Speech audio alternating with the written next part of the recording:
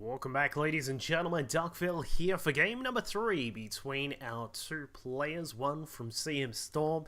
He's up at the top left-hand side. His name is Polt. You will all know him. We've seen him through the past 2 games have to fend off some very heavy, aggressive 2-base attacks from his opponent. In game number 1, he was able to fend it off with, let's not say it was easy, but he was able to do it in the end. A little bit of a bunker setup and then a counter pressure with some +1 Marine Marauder and Medevac attack was able to salvage the game for him. His opponent was, he took game 2 with some a little bit of an old school kind of tactic there. The 3-gate expand, I should say, into some pressure on the Terran. It is, of course, Root Gaming Succeed. Now, this dude, as I said, has only, over the last, a little while, I suppose, but has been a player who has been really showing some talent, and I really hope that we get to see him at some various events to see him shine, because he is definitely a great Protoss player. Of course, Polt has been around and about for a very long time. We all know Polt. He has been he's been around for quite a long time. Originally on the was it the TSL team and then Prime? I think that's the way it went originally for Polt over in Korea. Now, of course, living in the US and studying at I've forgotten which university or whatever you guys call it that he's at. But he is studying in the US and doing a good job of studying and playing the game at the same time. So I mean, you know, kudos to anyone who can do that. That's pretty damn good. He's going to go for a fast expansion here on Whirlwind. Of course, one of the biggest maps in the map pool. He's going to have that command center going very quickly, which is going to help out with his economy. It means that he'll get some more mules. It means that he'll get a lot more SCVs out than you would normally see. But will he be prepared? Because Succeed, as I mentioned in game number 1, is a player who has some really strong 2-base timings that we do see out of him from time to time. He is just someone who you have to be very worried about. You know, it could just come at any time, in any form. There's been a few that he has used through some of the replays that I have seen. Of course, if you want to see some replays of Succeed, you can, of course, jump onto the Root Gaming website and have a look in their replay section. Some of the guys did release some of their replays you can have a look at, and there are some really cool ones there from some of the players like the Ognus, like Cats, like Vibe, and of course Puck, and all the other folks that are there as well. So it's always good to have a look at replays. Some people ask me how many replays I watch a week, because obviously I cast a couple of games a day. I normally watch about 100, maybe 150 replays a week. Not necessarily all, you know, an hour-long game, because of course then I would be like dead from watching that many replays. But generally just any sorts of replays that people send through to me, or that people send across to me, like some of the players that send through games to me, or of course just random ones that I find on the net. There's a lot of replays that I watch, and I do get to find time for playing the game itself and playing a bit of Dota and all these kinds of things. But anyway, enough about me. Let's talk about what's going on here between these two players. 1-gate expand coming out from Succeed. He did have 2 workers in both the gases for a little while there. Still actually has 2 in the top one. I'm not exactly sure if that's intentional or not. It looks like it was. And so he's got his warp gate tech on the way. There is a first Zealot now making its way across to the left-hand side of the map. And the SCV of Polt did make its way in. Did not see an expansion, but did see just the timings of the gases and these kinds of things, and also that there was an interesting pylon over there. It's a really weird placement for a pylon. It does help out with scouting, but normally you sort of see that a little bit further back to just make sure it's not easily snipeable. But Succeed does finally find his opponent. The Mothership Core will be forced to come back home to protect the main base. The SCV that Polt sent out, a second one, is now on its way back across to double check. Is there an expansion? Alright, cool. Yes, there is. Alright, now that lets Polt know that he's okay to go ahead with this economic style. He doesn't need to quickly build another, 4 or 5 bunkers or something like that to make sure that he's protected against a 4-gate attack or a 3-gate attack or anything like that.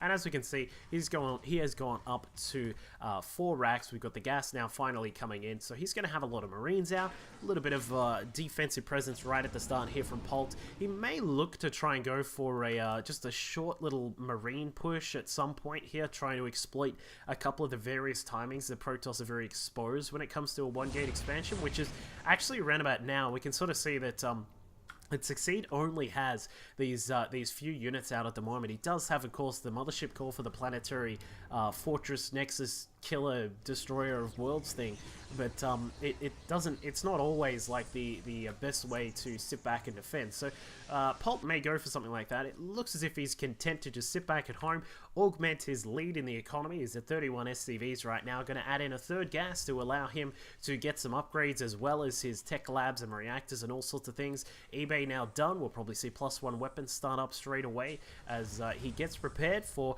a possible push or defensive timing here. Succeed, meanwhile, now takes his fourth gas, has got a couple of forges across to the side, chrono boosting them very, very quickly there. That +1/1 is very fast. In fact, well, firstly, if we don't consider the fact that that is a really weird position for that to be in, that is very quick, and we also have a Twilight Council going down at the back. 5 gates in total now for Succeed. I think we're going to see a 2-base timing coming out of Succeed here with possibly, I'm going to say charge lots.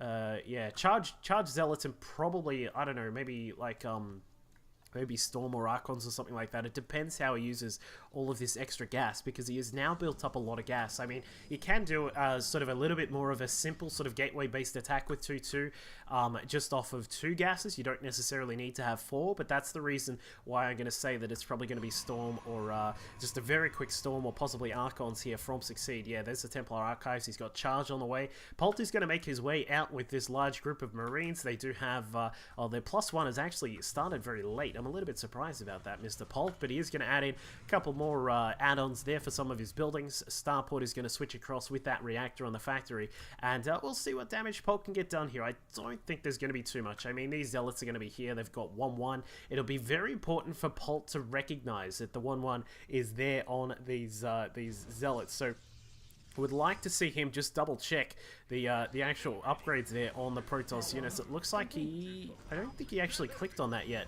but he did force the Nexus Cannon out of Succeed. A bunch more gates going down, 4 gates in total down at the natural there, so that's going to take us to a total of 9 gates. We're going to have a 2-2 9-gate Zealot, and probably, as I said, probably Archon. Yeah, he's going to... Oh, actually, well, oh no, he's not researching Storm, you silly Billy. So it's gonna be Chancellor Archon. We've got some proxy pylons set up here by Succeed. Very, very good setup here from him. There is even another pylon here. Polt has seen that one. I'm a little bit surprised, but it looks like he's gonna back up. What we need to see from now from Polt is a lot of bunkers. He's got to get prepared. I don't think he should look to move across to his third base. That would be a very, very bad idea right now. He is gonna add in another Rax there as well. We'd like to see perhaps another Rax or 2, just so that he can make sure he has really good production. But I mean, he has to prepare for this attack coming soon. He has not seen the extra gates, has not seen the gates inside the main, nor the extra tech inside the main base of Succeed. So this is why we can see that Polt is very unfortunately moving to take a 3rd command center here, and now he's actually going to run into some of these forces in Archon finishing up, and the 2-2 just about done for Succeed. This timing is about to be set into motion here. We've got some of these units just hiding out, just sort of rallying outside here for Succeed. There is a drop actually inside the main base. The forges are exposed, but not to worry. 2-2 already done. Polt is going to try and defend this.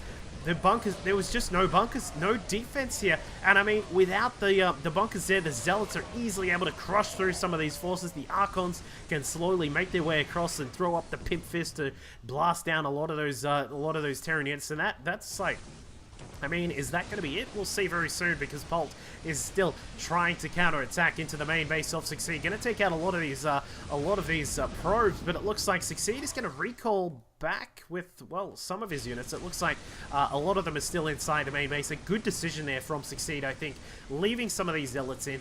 Keeps an Archon there as well. As we mentioned before, the Archon with 202 is a pretty huge thing to have to deal with. The Templar do not have Storm yet, so this guy is just running around and he's just like, hey guys, what's going on? Not much, says the Marauder and the Marine. The command center across to the side, switching into an orbital command. I have a feeling this is not going to last too long, because Polt is going to have to deal with the Marines, with the Zealots and the Archon slowly making their way back across. The Mothership Core did get taken out, so there's no more recall availability for Succeed at this point. So basically, he's looking to finish off his opponent with this attack. A Widowmine is able to take out one of the Zealots, but I mean, there is just not enough. There is just not enough here for CMStorm. Polt, I think he is going to go down to the very nicely timed out 2-2 Archon Zealot attack from Root Gaming Succeed. Polt doing his best to try and micro about with some of his Marines and Marauders, dropping them down on the low ground. I'm not sure that's the best idea, because, well, there you go, because that's going to happen. A force field on the bottom of the ramp, so they're not going to be able to run their way back up. They'll have to jump in the medevacs if they want to get back up towards the main base, and they work a count again. We see Polt is down to 17 SCVs at this point, doing his best to micro, start a step back with those Marines and Marauders. Stops on the ramp. Why, you ask? To limit the surface area here that those Zealots have to attack.